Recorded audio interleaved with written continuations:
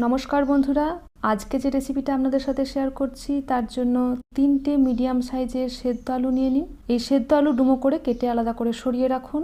এবারে একটা পাত্রে বড় কাপের 1 কাপ টক দই ভালো করে ফেটিয়ে নিয়ে এর মধ্যে আগেকার ডুমো করে রাখা সেদ্ধ আলু, একটা মিডিয়াম সাইজের কুচনো পেঁয়াজ, হাফ চা চামচ জিরে গুঁড়ো, 1 চা চামচ নুন, 1 চা চামচ কাঁচা লঙ্কা কুচি, হাফ চা চামচ লঙ্কার গুঁড়ো আর সাদা তিল গুঁড়ো করে নিয়েছি ছোট চামচের 1 চামচ।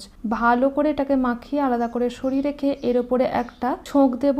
ছোঁকের জন্য গরম সর্ষের তেলের ওপরে হাফ চা চামচ গোটা মেথি, রসুন কুচি আর সামান্য একটু হলুদ দিয়ে ভালো করে এটাকে ভেজে নিয়ে দই আলুর মিশ্রণের ওপর ঢেলে দেব।